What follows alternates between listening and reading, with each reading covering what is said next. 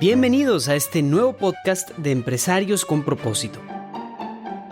Bienvenidos a un episodio más de Empresarios con Propósito, el podcast en el que el empresario Julio Bayona, empresario de Jesús at Work, y un servidor Armando del Bosque, entrevistamos empresarios y Jesús at Work principalmente para conocer su trayectoria como empresarios y como hombres de fe, cómo mezclan su fe con su empresa.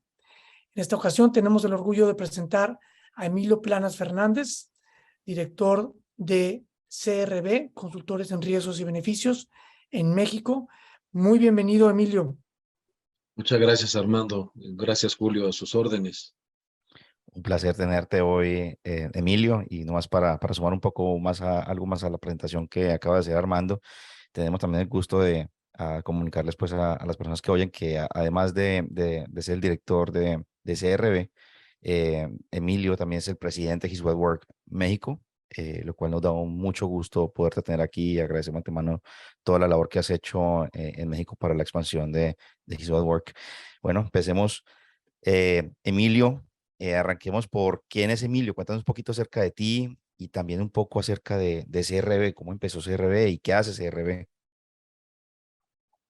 Bueno, acerca de mí, pues, ¿qué puedo decir?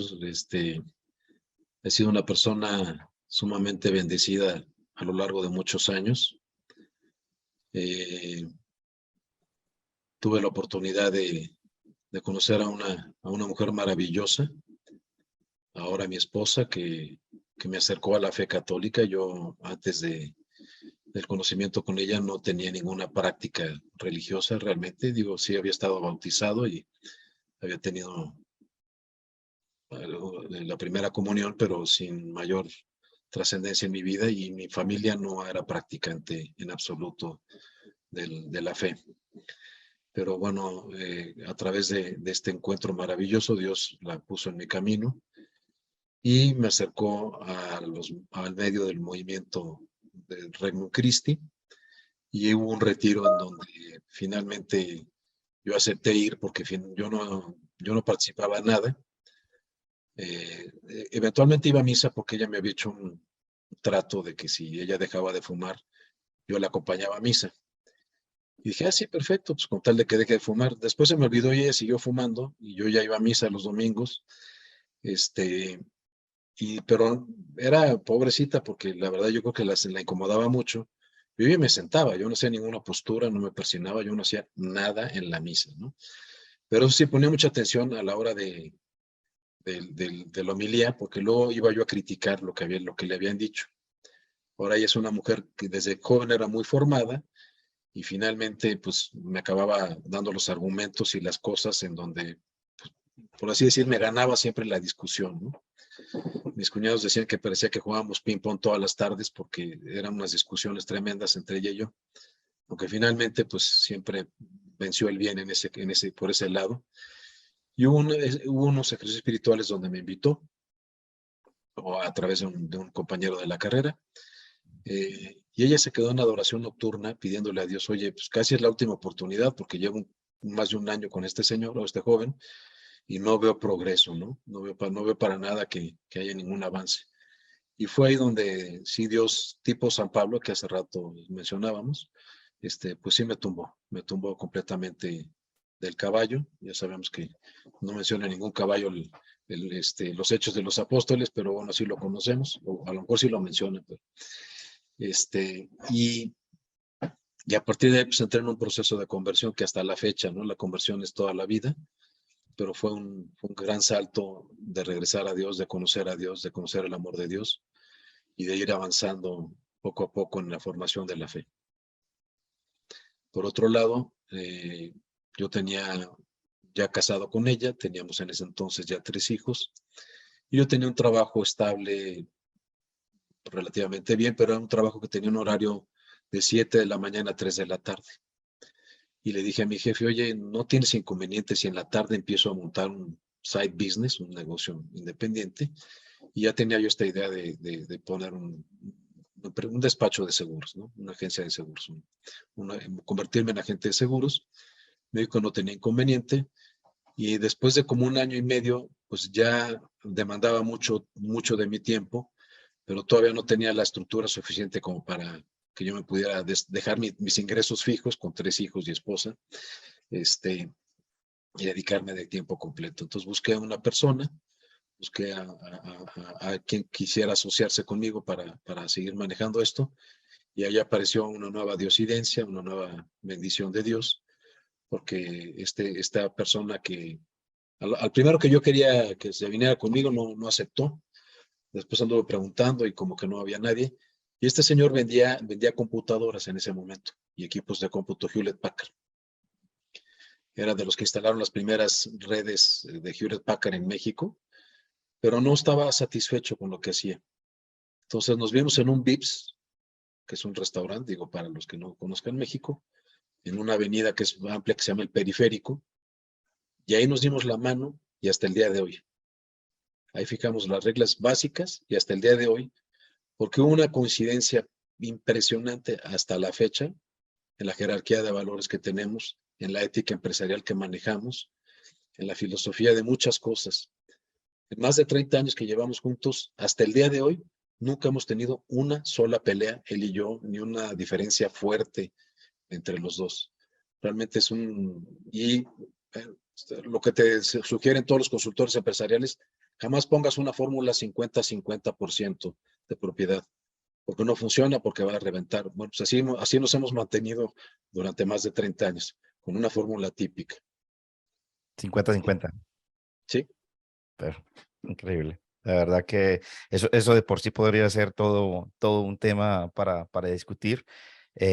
Pero vamos a aprovechar que te tenemos aquí, porque hay algo que yo quiero preguntarte, me tiene, la verdad que tengo mucha curiosidad de escuchar más, ya entrando un poco hacia la parte empresarial, el tema empresarial de hoy, y es, ¿cómo así que CRB no tiene una fuerza de ventas? O sea, eso suena bastante extraño, que una empresa no tenga una fuerza de venta. O sea, ese es el ser de la mayoría de las empresas, el enfoque de la mayoría de las empresas, es traer esos clientes y poner todos los recursos posibles a volcarse a encontrar esos clientes.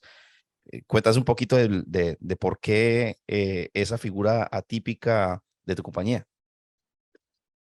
Bueno, a lo mejor no fue una decisión del todo consciente, pero creo yo que ni Rafael ni yo hemos tenido un perfil de vendedores desde que estábamos empezando la asociación. Sí teníamos muy claro que cliente que pudiéramos empezar a atender, cuando empezamos con las primeras cuentas, pues sí nos acercábamos, ahí sí hubo una pequeña actividad de ventas inicial, ¿no?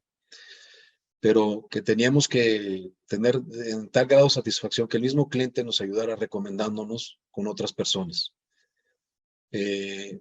En un giro empresarial que hay muy baja cultura en México, que es el tema de los seguros. En México la cultura de seguros es muy baja y hay mucha desconfianza hacia las aseguradoras y hacia el servicio que dan. A veces ganada y otras veces infundada, ¿no? Entonces, sabíamos que teníamos que hacer que los clientes se sintieran con la certeza y la seguridad y la transparencia de lo que habían adquirido, porque ese es un tema también complejo en el giro en el que estamos, en el ramo de los seguros.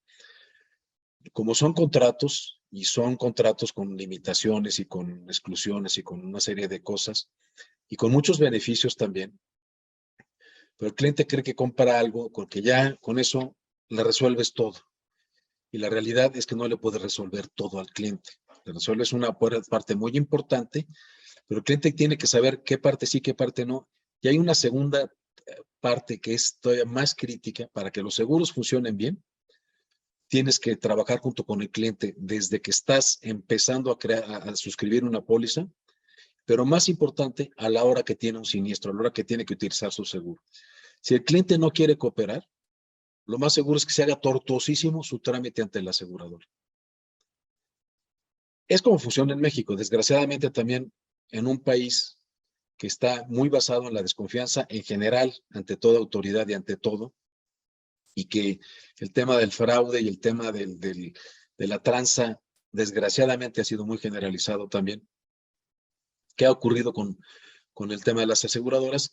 Pues que se llenan de requisitos a la hora de pagar el beneficio que necesitas. ¿Por qué? Porque hay una filosofía que así se describe en el giro, en el gremio de seguros, para el que no esté en esto, se llama que es un contrato de buena fe. Si tú, Julio, me dices, oye, fíjate que acabo de comprar un Ferrari Testarossa de $2 millones. Yo te digo, oye, Julio, yo te creo.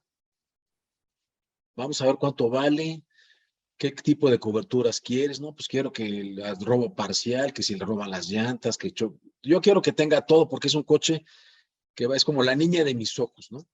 Yo de entrada a ti te creo. Yo no dudo de que tengas el Ferrari. Y a los 5 meses me dices, oye, Emilio, fíjate que me robaron el Ferrari. Ah, muy bien. Ahora sí me vas a demostrar que tú eras el dueño. Me vas a demostrar que tenías los impuestos pagados, etcétera, etcétera, ¿no? Hasta ese momento ya voy a comprobar que efectivamente era tu coche el que te robaron, ¿no? Porque incluso puedo meter una factura que a lo mejor no es correcta y pasa con mucha frecuencia, por desgracia, que hay gente queriendo hacer fraudes a las aseguradoras, con muchísima frecuencia, y no es privativo de México, ¿eh? Alguna ocasión oí una estadística de Estados Unidos y decía que el mayor número de demandas que tenían de responsabilidad civil tenía que ver con los seguros de gastos médicos allá en ese país, en Estados Unidos. Entonces, caray, pues sí, se ve que hay más gente que está con esta dificultad o que quiso meter, o al revés, ¿no? Que la aseguradora sí quiso pasar de viva de algo que tenía que pagar y que no pagó porque un ajustador muy listo dijo que eso no procedía, cuando sí debería haber procedido, ¿no? Ok. Entonces, en la línea de la pregunta de Julio, que ustedes no tienen vendedores o fuerza de ventas, sin embargo, venden algo que es muy difícil de vender, que es confianza, tranquilidad, educación, asesoría. Entonces, ¿cómo es posible que una empresa, que en una industria en la que normalmente están tapizados lo único que tienen son vendedores casi casi, ustedes tengan ya 30 años, hayan seguido creciendo, tengan una muy buena reputación, porque yo competía contra ustedes y no podíamos, y yo estaba en un broker muy grande de seguros, y ustedes sin fuerza de ventas venden confianza, tranquilidad, educación, asesoría? Sí, bueno, ya el mercado ha ido cambiando también un poco. El número de intermediarios que están registrados ante la Comisión Nacional de Seguros y Fianzas, estamos hablando de cerca de 60,000. Es un nivel de competencia enormemente grande, brutal. Y hemos notado y en esto sí hemos estado empezando a invertir recientemente, porque llevamos un par de años con esto, en tener presencia de marca. Empezamos por redes sociales, participamos de repente en algún evento como patrocinador, pero no tanto para ir a hacer y ya levantar contactos y traerme una libreta con contactos para estarles hablando durante los siguientes 4 meses hasta que los agote y me empiecen a comprar pólizas, ¿no? Más que nada, pues para que sepan que existimos, y si después quizás tienen una necesidad relacionada con seguros, digan, pues esta gente estuvo en tal torneo y fue patrocinador, ya me acordé, la gente con la que hablé y se veía muy seria, les voy a hablar, ¿no? Hace poco, de un torneo de golf que patrocinamos, nos llamó uno de los participantes y me dijo, oye, ahora yo estoy organizando un torneo de golf, ¿podrían ustedes cotizarme el seguro de Hole in One? Pues sí, con mucho gusto, ¿no? Pero fue presencia de marca, yo no estaba ahí ni siquiera llevé tarjetas de presentación. Muy interesante, muy interesante. Entonces, nomás como para resumir un poco, para que la gente pueda entender, y gracias, Armando, lo que dijiste ahorita, dando contexto un poco, de que inclusive gran parte del personal de empresas similares en el mercado están en ventas, y ustedes no tienen eso. Pero retomando un poco eso y de cara a los que nos escuchan, ¿cuál puede ser entonces ese secreto muy concretamente para una compañía que quiere hacer las cosas distinto? Que en vez de dedicarse a vender, quiere dedicarse a hacer algo diferente por el cual sea reconocido y los clientes vengan hacia ellos. Pues la verdad es un poco complicada la pregunta, así que de bote pronto no lo había pensado antes. Digo, pienso lo que ha pasado en estos últimos años con Amazon. Amazon pues a lo mejor a mí no me ha venido a tocar la puerta ni se acerca a mí, pero creó un modelo de confianza al decir, si tú no te gusta no te satisface lo que te entregamos, devuélvelo, no te preocupes. Es más, te mando una guía y te mando una etiqueta, lo pones en un sobre y paso por él y me lo llevo de regreso, o lo llevas a una oficina que está ahí cerquitita de tu casa o de tu oficina. En ese momento es cuando dices, a ver, ¿cuándo se te hubiera ocurrido que podías comprar unos zapatos con lo difícil que es que entren y que sientas que está cómodo y que si un pie sí, que el otro no? Vía Amazon, sin habértelos probado antes. Y se venden zapatos, y se vende ropa, y se venden muchas cosas, porque creó un modelo de confianza. Y la gente que quiere buscar algo, cuando tiene necesidad, pues a lo mejor ya abre en automático Amazon a ver qué encuentra. Pero si no hubiera ese modelo de confianza, estoy seguro que Amazon sería la 10ª parte o menos de lo que es ahorita, igual que Mercado Libre. Porque antes de que tuvieran esas garantías, particularmente de Mercado Libre al principio no la tenía, era 20 veces más chiquito. Entonces, voy a hablar de esa pregunta, Julio. Confianza. La palabra confianza significa con fe. Entonces, la fe en el mundo de los valores, se dice que la fe es una virtud infusa, es decir, que no es algo que nosotros podemos ejercitar como la paciencia, sino es algo que es dado, que nos es dado gratuitamente. Entonces, ¿cómo metemos la parte espiritual aquí? Porque ustedes lo que infunden es confianza. Bueno, yo creo que ahí sí valdría la pena una aclaración. La fe como valor infuso, la fe como teologal, que es esa es la que recibes de parte de Dios y que te viene por el bautismo, etcétera, etcétera, ¿no? Y luego hay una fe humana en la que tienes esa confianza en tal institución, en tal persona, en tal funcionario, porque ha cumplido, porque ha sido responsable, porque no engaña, porque tiene una ética, y eso sí es un tema también que hemos conservado a lo largo de muchísimos años, más allá a veces de la obligación legal que teníamos, digamos, nuestra ética supera muchas veces lo que te dictan las leyes, y en ese sentido, pues, también ser congruente, ¿no? Ser congruente porque ni vas a dar ninguna mordida, ni vas a entrar en ningún negocio donde el comprador esté pidiendo una ventaja personal o quiera algo adicional por fuera. Todos esos concursos, todas esas cosas se nos han atravesado a lo largo de estos años y en todos nos salimos inmediatamente. No hay manera de que participemos en ninguna de esas actividades. Y algunos de nuestros colaboradores de repente, oye, que tengo un compadre que está en sindicato tal pero hay que repartir. Bueno, pues dile a tu compadre que busque a alguien más. Nosotros no vamos a participar en esto. No es un tema en el que lo hagamos. Nos ha tocado clientes que aseguraron un coche que ya lo tenían robado y por alguna indiscreción nos enteramos. La aseguradora ya tenía el cheque listo para pagárselo al asegurado y los frenamos. Oye, aseguradora, por favor, investiga más. Te recomiendo que investigues más, no sueltes ese cheque, es una investigación mayor. Yo no voy a traicionar la confianza de donde obtuve información de esta índole, pero por otro lado tampoco la voy a traicionar contigo. Entonces te pido y efectivamente se frenó el pago de ese tema, como cuando pasa lo contrario, ¿no? Tienes un caso de una enfermedad que claramente debería de ser pagado por la aseguradora, y algún analista de siniestros decide que corresponde a no sé qué cláusula y que por ese lado no se debe pagar. Se enfrentan también pues con un monstruo de parte nuestra a pelear por nuestro asegurado a muerte hasta que le paguen, ¿no? Con toda la fuerza que podamos ejercer como intermediarios ante una aseguradora. Y hasta el día de hoy, todavía de miles de asegurados, porque sí tenemos a la fecha miles de asegurados, no hemos tenido que ir a las autoridades ni una sola vez en todos estos años, ni a la Conducef, ni a la Comisión Nacional de Seguros y Fianzas para una pelea, un juicio, donde un cliente quedó insatisfecho con la aseguradora o viceversa.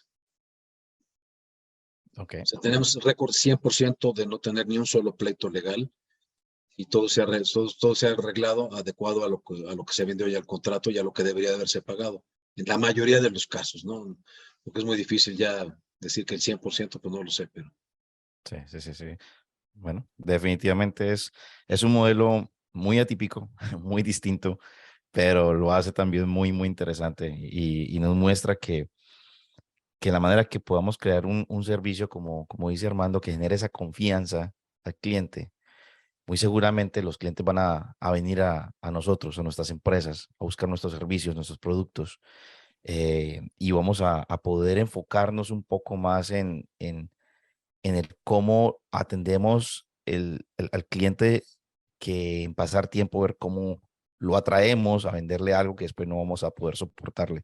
Así que es un modelo muy interesante y te felicito, Emilio, por lo que han logrado ustedes crear, que además funciona. No es que estén inventando a ver si va a funcionar, o sea, son 30 años de recorrido que llevan, con un crecimiento sostenido, como tú de pronto nos has dicho antes, quizás unos años más, unos menos, pero definitivamente con un crecimiento muy importante durante todo ese tiempo, que demuestra que funciona, que así, que este modelo de negocio sí es sostenible. Como nos decía un invitado antes, eh, ¿cómo decía? La rentabilidad de los valores, ¿no? Y ese valor que ustedes tienen, que definitivamente es la confianza, y ese profesionalismo y la ética, creo que ha sido bastante rentable, por decirlo de alguna manera. Así que felicitaciones de nuevo. Ahora, si me permiten, nos movemos un poquitico a otra parte de la conversación. Yo quería retomar algo que ya nos mencionaste ahora, nos contaste un poco la historia de cómo vienes, de regreso a la iglesia católica, a pesar que eras bautizado, vivías una vida un poco lejos de la iglesia, eh, y gracias a tu señora, a tu esposa, pues te acerca a la iglesia, pero me gustaría que nos contaras un poquito más el momento. Tú diste, fue como un San Pablazo, pero si puedes compartirnos cómo fue ese momento, cuándo fue ese clic, eso que te pegó y te dijo, wow, ahora sí, es el momento. ¿Cómo fue eso que te tocó a ti para tomar la decisión de regresar realmente? bueno, el, el hecho de haber estado discutiendo, digamos, temas sobre la iglesia y sobre la religión por un tiempo con ella, me tenía en general como muy a la defensiva. Yo oía cualquier cosa y inmediatamente mi cerebro empezaba a argumentar cómo justificar mi forma de pensamiento que yo me había construido en ese momento como joven, además, ¿no? Estamos hablando, yo tenía 19, 20 años. Y en este momento de los ejercicios espirituales, que es con la metodología de San Ignacio de Loyola, estaba yo en la segunda plática del primer día, del viernes en la noche, y Dios me tocó y me dijo, oye, a ver, ¿qué pasa si quitas todas tus defensas y te metes de lleno a este ejercicio que vas a hacer? Si no funciona, si sientes que esto no sirvió, el domingo que sales, regresas a lo mismo que estabas haciendo y a la misma forma de pensamiento. Toma el riesgo, baja todas tus defensas, quita toda esa barrera que has creado en tu mente y déjate llevar. Y bueno, ya para el sábado en la noche tuve la oportunidad de, pues de confesarme con el que estaba dirigiendo los ejercicios espirituales. Como tenía mucha fila antes de mí, porque yo no fui de los primeros que me apunté para la confesión, yo acabé pasando cerca de las 2 de la mañana. Y recuerdo que terminando mi confesión, yo sentía como que no, como que los pies no tocaban el piso. Yo sentía que iba flotando hacia mi cuarto, hacia la cama. O sea, no, el peso que se me había quitado encima era brutal, brutal. Era como en la película esa de la misión, de que después de estar cargando la armadura llena de piedras y cosas, de repente la suelta. O sea, así estaba yo, ¿no? Y, y yo no sé, porque eran muchos años de vivir en pecado. Desde mi primera comunión no había vuelto a confesarme hasta ese momento. Y ese sacerdote que ya falleció, un gran sacerdote, me veía muchos años después y me decía, me acuerdo de tu confesión. Y yo decía, ay, padre, por favor, olvídese de eso, ¿no? Y dije, debe haber sido como un exorcismo que hizo el pobre, porque después de tantas cosas. Pero ese fue el punto específico donde experimenté el amor de Dios como nunca antes en mi vida lo he experimentado. Y a partir de ahí, pues entré en un proceso de formación y conversión en la fe y en el amor de Dios. A través del movimiento Regnum Christi, sí lo tengo que decir, no fue nada personal. Fui guiado por este movimiento que tiene una estructura y tiene unos medios de formación y de alimento espiritual, digamos, que si uno los va viviendo, pues va conociendo cada vez más y se va enamorando más de Jesucristo principalmente. Y también seguramente debido a todas las oraciones de tu esposa, me imagino yo, por tu Bueno, conversión. sin duda, pero ella estuvo esa noche cuando yo tuve ese momento especial de conversión, ella estuvo toda la noche en adoración perpetua, de rodillas, en una Wow, capilla. wow, qué gran milagro. Y gracias por mencionarlo, porque precisamente te quería preguntar cómo fue, de pronto, devuélvete en el tiempo, trata de recordar cómo fue ese momento cuando sales de los ejercicios y ves la cara de tu esposa y se encuentran. ¿Cómo fue ese momento? Antes de verla, le llamé Ok, y ella me dice, desde tu voz, yo ya sabía que sí te había tocado Dios el corazón, wow. desde la voz.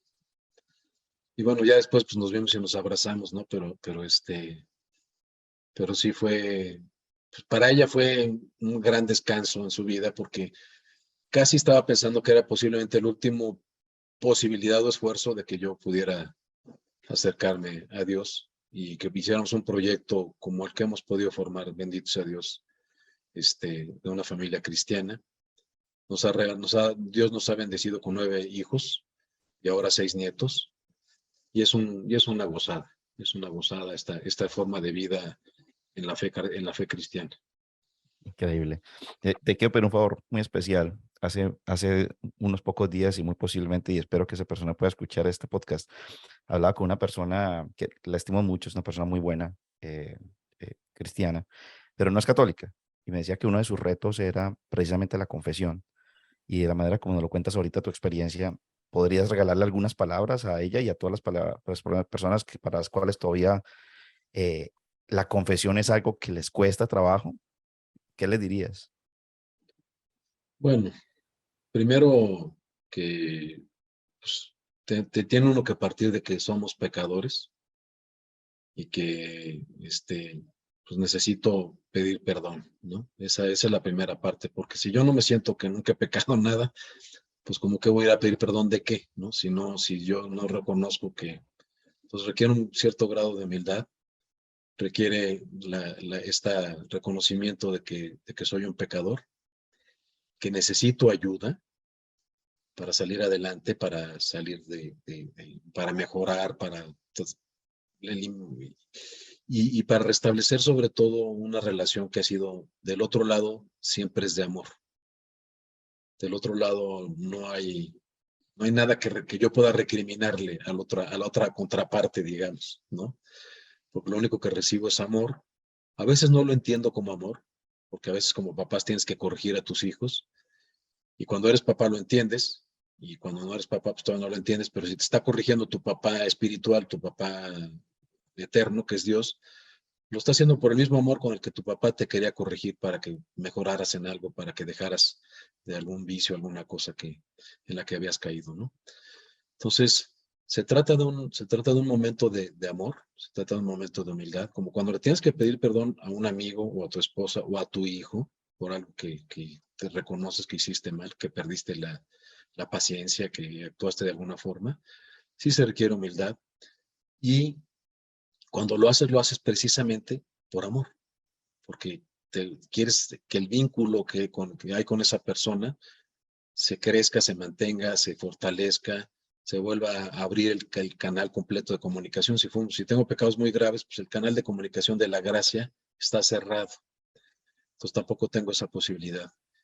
Y para las personas que después dicen, pero ¿por qué tengo que ir con una persona? ¿Por qué tengo que ir con alguien a decirle mis cosas? No, yo voy con Dios y le digo y ya. Está bien. Yo creo que eso lo podemos hacer siempre. La diferencia está en que Dios, cuando vino a la tierra, Él dejó un camino para hacerlo. Y dijo a los apóstoles, a quienes ustedes les perdonan los pecados, les quedarán perdonados, y a los que les quedan retenidos, les serán retenidos, ¿no? Y lo que aten en la tierra quedará atado en el cielo, y lo que desaten en la tierra quedará atado en el cielo. Entonces, pues yo puedo ir con Dios a hacer lo que quiera, pero no le estoy haciendo caso a Dios. Cuando estuvo en la tierra, Él deja ese camino, esas instrucciones. No es un invento de la iglesia, no es para que te quieran controlar, ni que te quieran manipular, para nada. Porque en ese momento el sacerdote, él puede ser un pecador terrible, pero está actuando en nombre de Jesucristo. Y yo me estoy confesando con Jesucristo, que está en la persona del sacerdote. Pero no es con el padrecito tal, ni con el cura tal. El que está ahí y a quien yo voy a hablar y pedirle perdón es a Jesucristo. Y es Jesucristo el que me va a perdonar. El sacerdote no me da el perdón, no está dando Jesucristo a través del sacerdote, eso sí.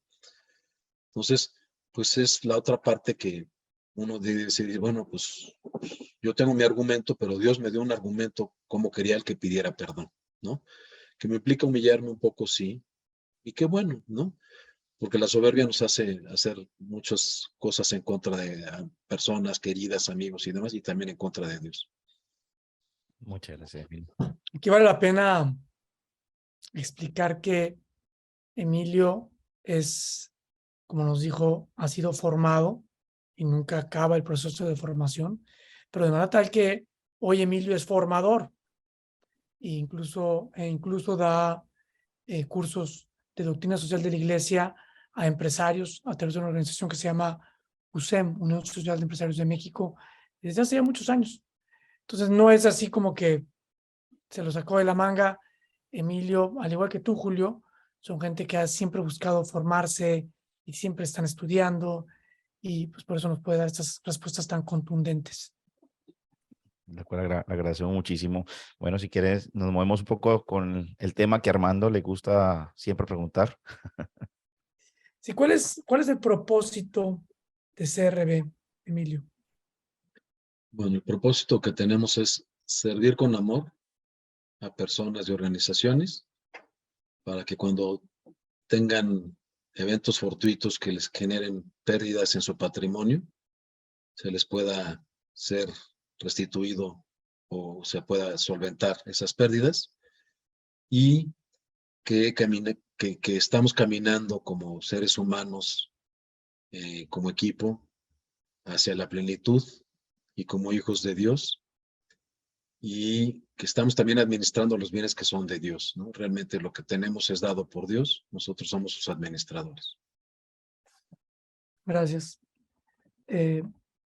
Cuéntanos un poquito cómo ha sido para ustedes el proceso de ser parte de esta gran familia Jesús at Work, a sabiendas de que Jesús at Work no viene a transformar a nadie, ni a abrirle la ventana de la luz a nadie, sino al contrario, a crear comunidad. Como nos dijo Julio, tú como presidente de Jesús at Work México, ¿qué nos puedes decir? ¿Por qué CRB es parte de Jesús at Work? ¿Por qué tú te metes incluso de presidente de Jesús at Work México? Cuéntanos un poquito de esa parte.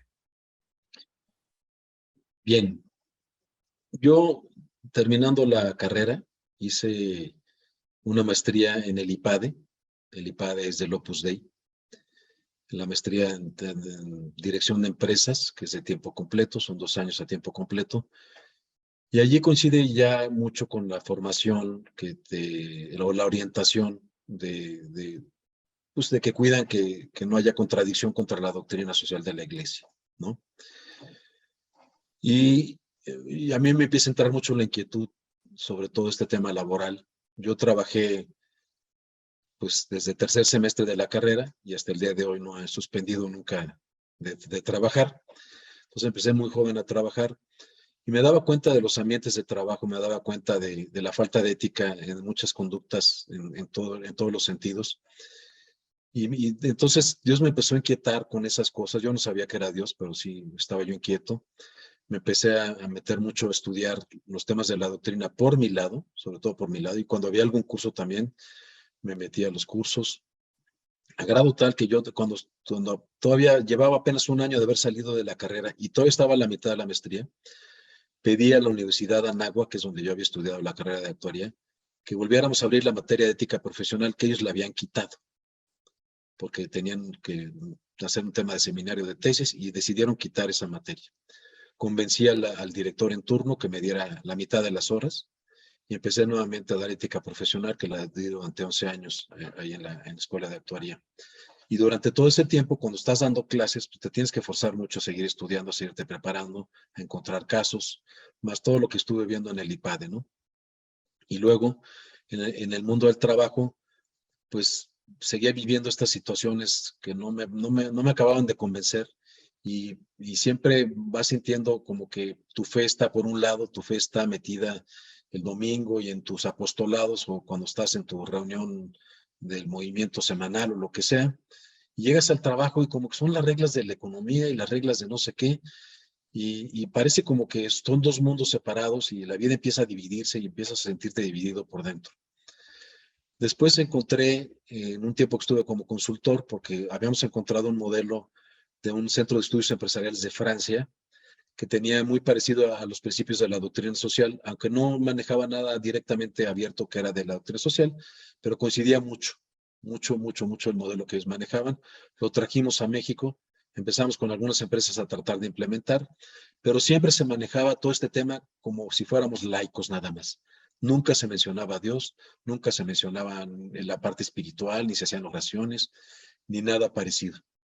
En ese inter, yo entro a la UCEM, tomo el CUFOSO, después me quedo como miembro de la UCEM durante varios años, después me invitan a ser parte del cuerpo docente que da el CUFOSO, ahora se llama DIFOSO, Diplomado en Formación Social.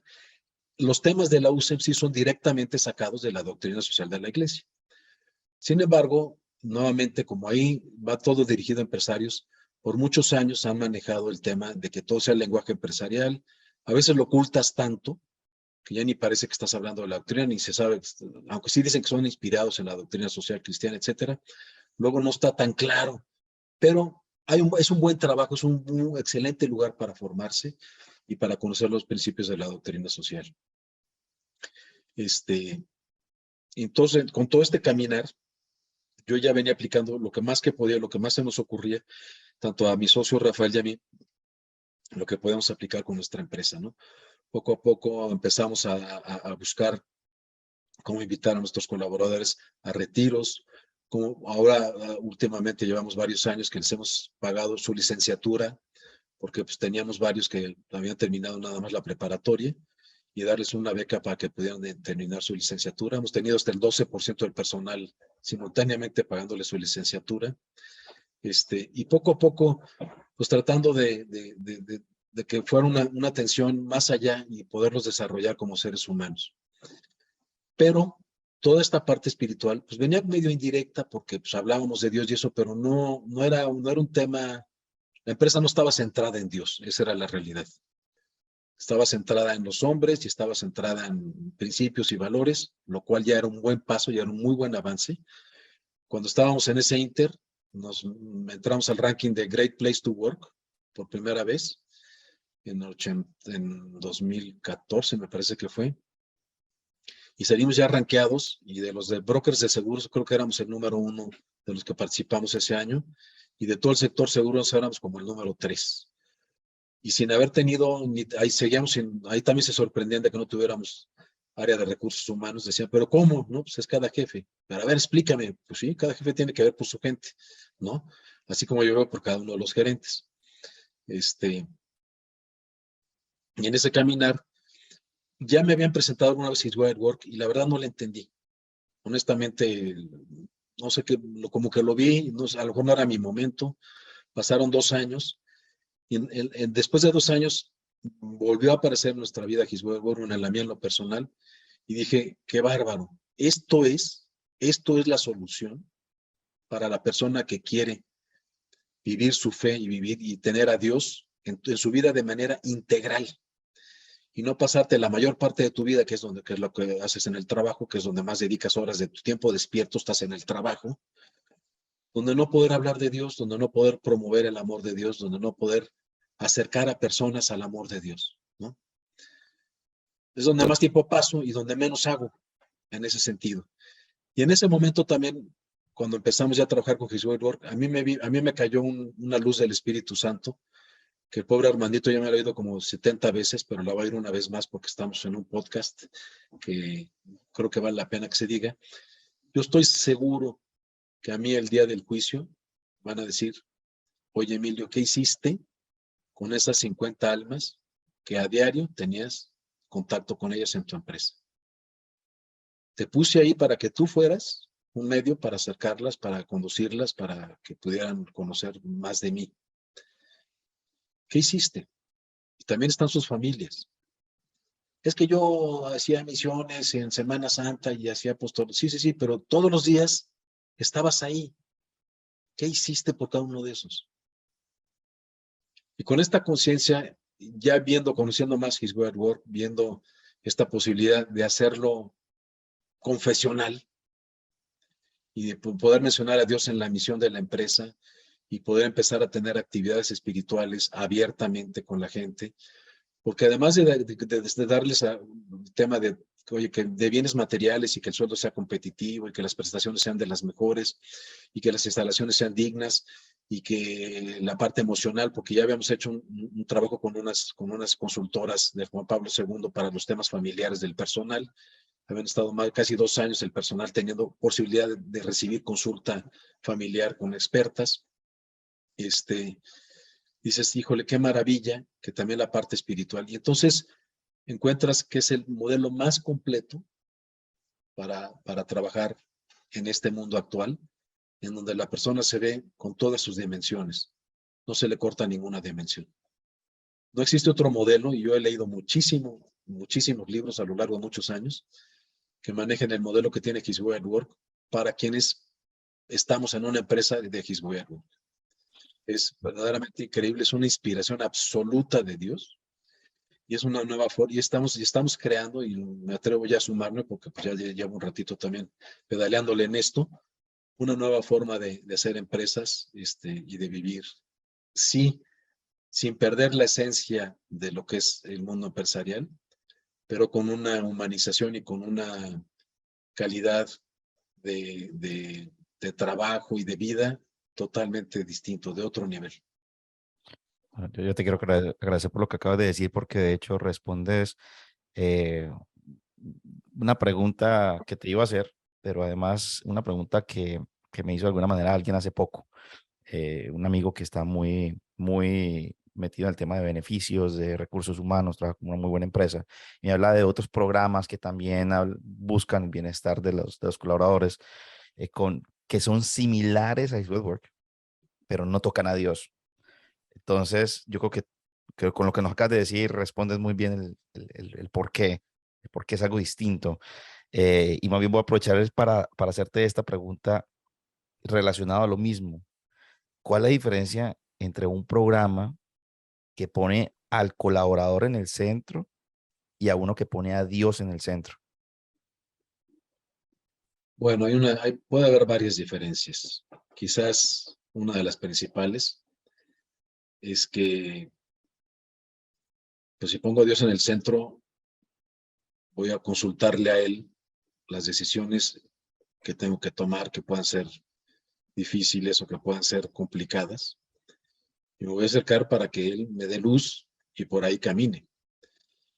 Cuando la persona está en el centro, pues yo decido como se me da la gana o como creo que es la mejor forma de hacerlo.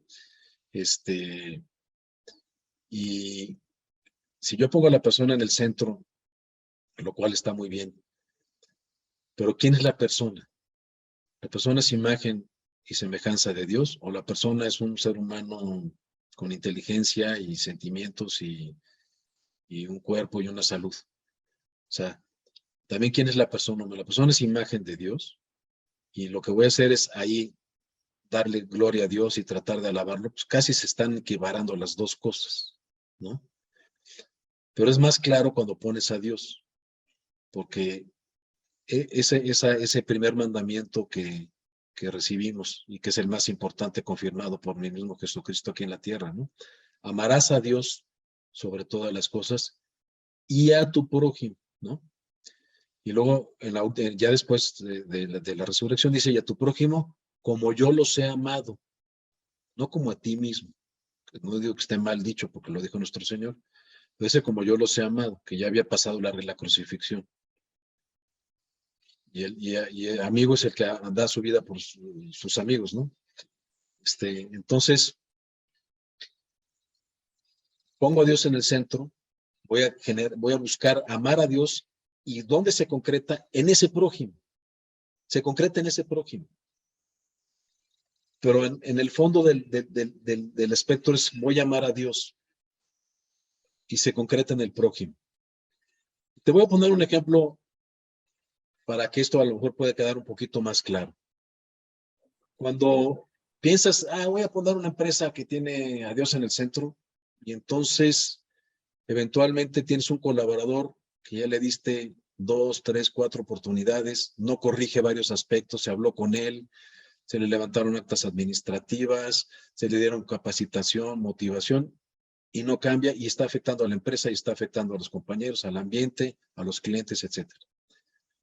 Y tú dices, bueno, pues lo va a correr, ¿no? No, es que va a ser paternalista, y si tú estás entrando, no, perdón. ¿Cuál es el bien que necesito pensar para esa persona? La persona se le dieron las oportunidades, se le explicó, y no corrige. A lo mejor necesita una llamada de atención mayor.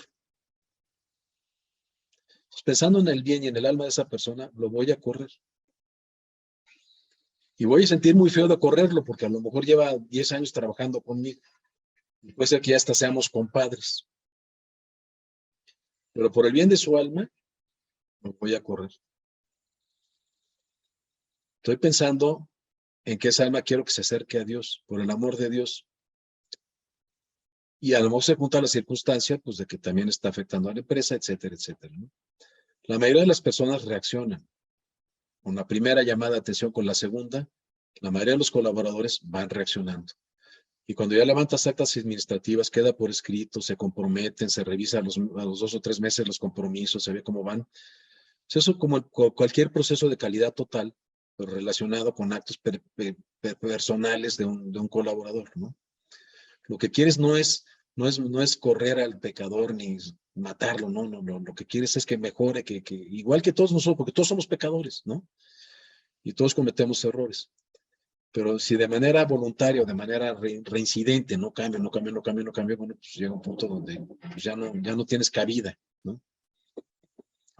Pero no eso sí a la primera, ni porque si hay un tema ya de engaño, hay un tema ya de fraude, de robo, pues ahí a lo mejor no puede ser tan flexible, tan fácil, ¿no? A lo mejor ahí sí tienes que actuar más fuerte desde el primer momento, y también estás pensando en el bien de la persona, ¿eh? Aunque también sea por el bien de la empresa, pero pues, la idea es un ganar-ganar. Por un lado, que sea un ganancia espiritual, ojalá que le sirva, ojalá que reaccione, ojalá que en el futuro no vuelva a cometer una cosa de esas para que no termine en la cárcel o no termine en otro lugar peor, no lo sé. Y también pues porque la empresa no puede vivir con conductas de esa naturaleza, ¿no? Gracias. Hay una última pregunta que me gustaría hacerte, Emilio. ¿Qué cambió antes y después de Jesus at Work en CRB o en Emilio? Bueno, en Emilio cambió una alegría enorme de poder integrar la fe que vivía en el resto de ámbitos, en mi familia, con amigos, en otros lugares, a poderlo incorporar ahí en la parte de la empresa. Un gran descanso de tipo espiritual y moral. Y en la empresa, en CRB, pues como todo proceso de conversión va poco a poco, ¿no? Hemos ido no perdiendo la confianza en que Dios en su momento va a dar los frutos, porque a veces no los vemos tan rápido. A veces creas cosas y haces actividades y demás, y no ves cambios, ¿no? O ves muy poquito cambio y dices, híjole, hace como 4 años me parece que tuvimos 2 o 3 familiares muy directos de colaboradores que murieron en un término de 2 meses. No fue por la pandemia, fue antes de la pandemia. Y hicimos una misa especial para ellos en la parroquia que está muy cerca de donde están nuestras oficinas. Y la mayoría del personal se sintieron muy comprometidos pues, porque eran 3 colaboradores, uno era su mamá, uno era su papá, otro era su hermano y otro no me acuerdo quién era. Pero era un tema muy difícil anímicamente en ese momento. Y la mayoría, yo creo que fuimos el 95% de esa misa. Y a la hora que pasaron a comulgar, pasamos a comulgar como de 70 personas que habíamos, porque también había familiares, 3. Yo dije a la salida, híjole, el párroco que en ese momento estaba en esa parroquia, ya no está ahí, pero nos hicimos muy amigos de él, nos sigue ayudando muchos meses, va a la empresa, nos celebra misas y ofrece confesiones, ¿no? Ahora, antes de la misa va un tiempo, se esté media hora antes y el que quiera pasar a confesarse, puede pasar a confesarse. Y todavía hasta recientemente me llamaba la atención que algunos que se acababan de confesar no comulgaban. Pero ahí es donde pues, tienes que seguir insistiendo, tienes que seguir haciendo las cosas.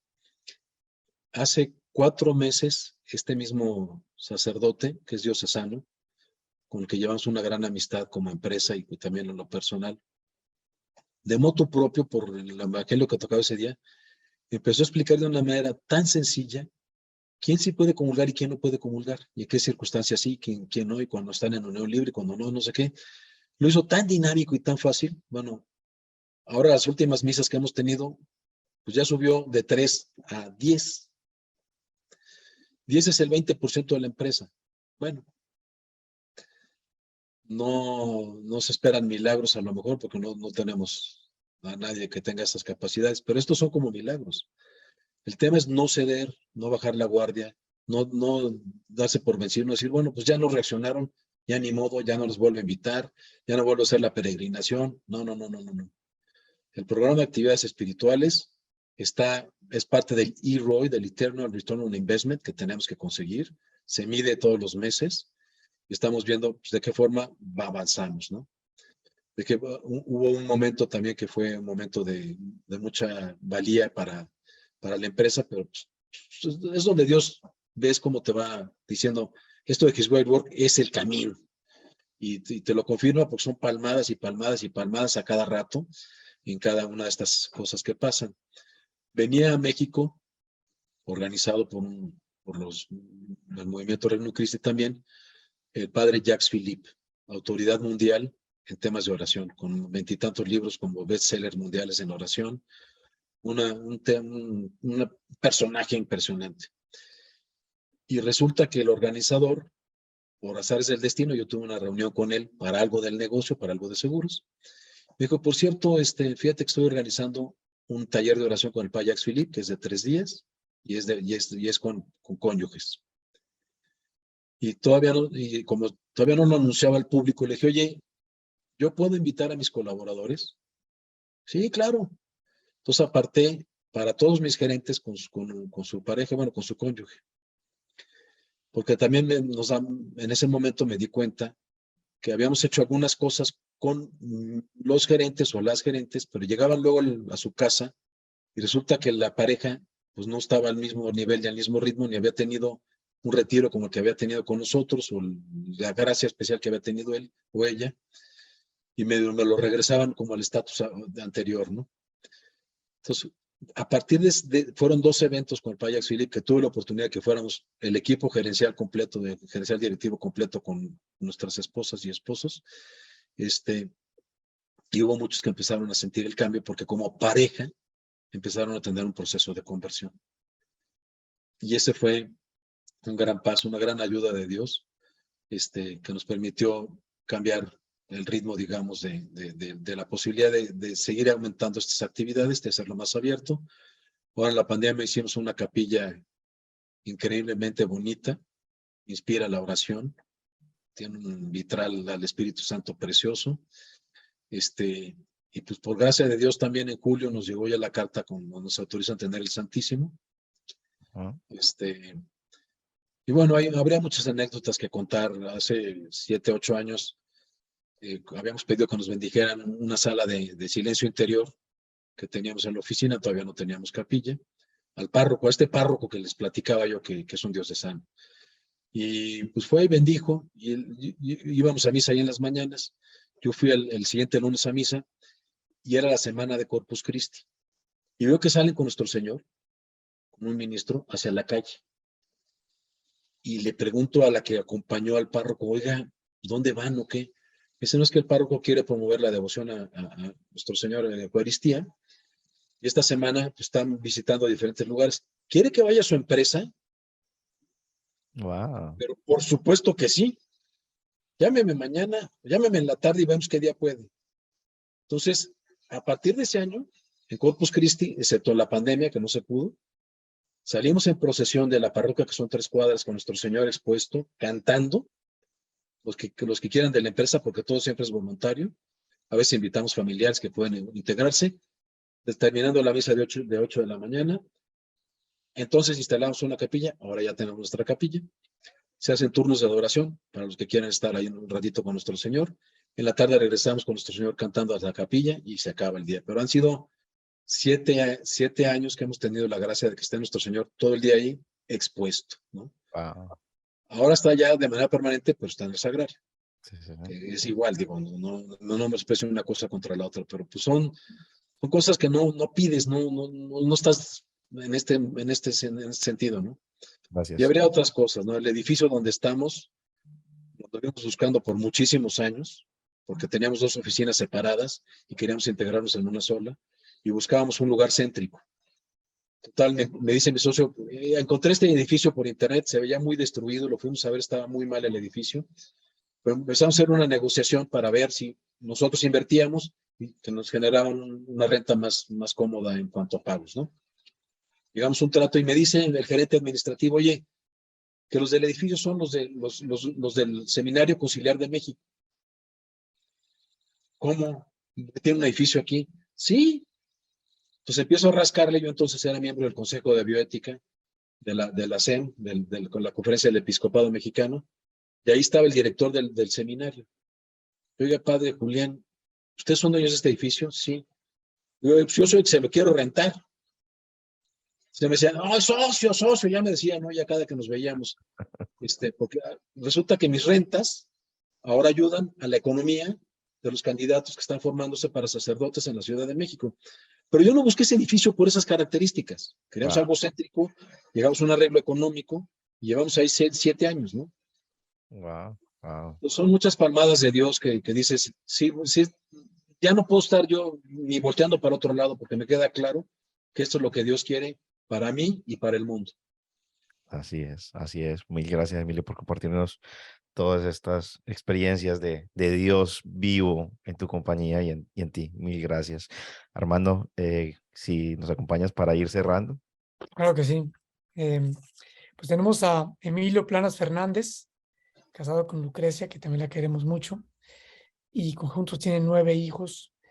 Ellos tienen una organización que se llama CRB, Consultores en Riesgos y Beneficios, con su socio Rafael Morfín, también muy querido de His Word Work, en el que una de las características es que no tienen una persona de recursos humanos, sino cada jefe de área es el jefe de recursos humanos de su gente. No tienen una organización de ventas, sino que realmente a través de sus clientes han ido siendo referidos para dar servicio. Ellos venden, entre comillas, venden confianza, tranquilidad, educación, asesoría. Y la conversión de Emilio fue cuando Lucrecia, ahora su esposa, le decía que intentara ser un poquito más cercano a Dios y lo invita a un ejercicio, a un retiro de ejercicios espirituales de San Ignacio. Y mientras ella está en adoración, Emilio siente la presencia de Dios. Y una de las cosas que a Emilio le caen fuerte son la parte de la confesión profunda. Y en su formación nos puede educar Emilio que confesarse, reconocer que somos pecadores, que necesitamos ayuda y que queremos restablecer la relación de amor con Dios. aunque a veces no entendamos cómo es que Dios nos quiere, como un buen padre que nos puede exigir. Y también nos dice que se requiere mucho de humildad. El propósito de CRB es servir con amor a personas y organizaciones para que cuando tengan eventos se puedan solventar las pérdidas. Para ellos es caminar como hermanos hacia Dios y se sienten administradores más que dueños. Emilio tiene maestría en el IPADE y cuando habla de His Way at Work, él dice que venía ya con una inquietud por la justicia laboral, por cómo la fe y el trabajo están separados, cómo el desarrollo humano es típico en empresas centradas en personas. Por eso entonces cuando Julio le hace la pregunta, bueno, pues ¿cuál es la diferencia entre centrarse en personas y centrarse en Dios?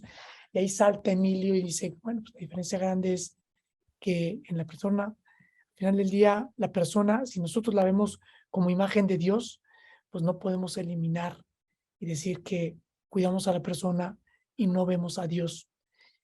Entonces nos habla que uno de los grandes cambios para Emilio, después de His Way at Work, es la alegría y el descanso de tener a Dios en todos sus aspectos de la vida, como nos dice Peter Freisler en su libro The Business Card, que compartimentalizamos a Dios como un compartimento más, y en esta ocasión lo pone en el centro de su vida. Y a nivel de empresa, como CRB, pues un incremento en la confianza de largo plazo. Es una apertura hacia algo que ya hacían ellos, pero ahora lo hacen con alegría y lo exponen. Emilio, gracias por compartir, muchas veces lo has hecho. Siempre nos recuerdas cómo vivir el amor de Dios en la empresa es, como dice Alfonso González, una gozada, y siempre nos recuerdas cómo para ti algo que te mueve es que al final del día, en el juicio final, Dios no te va a preguntar cuánto dinero hiciste o cuántos negocios cerraste, sino si cuidaste de su gente. Gracias por recordárnoslo. No sé qué nos falte, Julio, que nos habrá pasado. ¿Qué nos falta? Yo creo que nos quedamos con unos mensajes muy, muy profundos, muy claros, sobre todo ese último que mencionas. Una invitación grande para todos los empresarios a ponernos en esa situación, en ese momento cuando estemos enfrente a Dios y recordar qué es lo que realmente nos va a pedir a nosotros y que lo tengamos muy en cuenta cada día que ejercemos en esta labor en esta labor que nos ha puesto en nuestras manos. Así que no me queda más sino darte las gracias, Emilio, una vez más por una gran conversación. Muchísimas gracias a ti. Te felicitaciones por toda la labor que has hecho en tu empresa, pero sobre todo esa gran labor que haces en His Way at Work para ayudar a seguir creciendo His Way at Work en México. Un abrazo muy grande y muchísimas gracias de verdad. Gracias a ustedes y felicidades por todo este proyecto que han estado desarrollando y pedimos a Dios que siga dando frutos de eternidad a través de este podcast. A todos, agradecerle a todos por haber escuchado este episodio y bueno, si les gusta el contenido que estamos logrando, que estamos creando, por favor ayúdenos a compartirlo con más personas, con más amigos, familiares, más empresarios, para que sigan sumando al movimiento de tener a Dios, traer a Dios, invitar a Dios y reconocer a Dios en el centro de nuestras compañías y en nuestras vidas. Que tengan un gran día. Hasta luego. Si les gustó esta historia, no olviden darle me gusta y compartirla con amigos y familia. Empresarios con Propósito es un podcast producido por Julio Bayona y Armando del Bosque. Nos pueden escuchar cada martes en su reproductor de podcast favorito. Gracias por escuchar.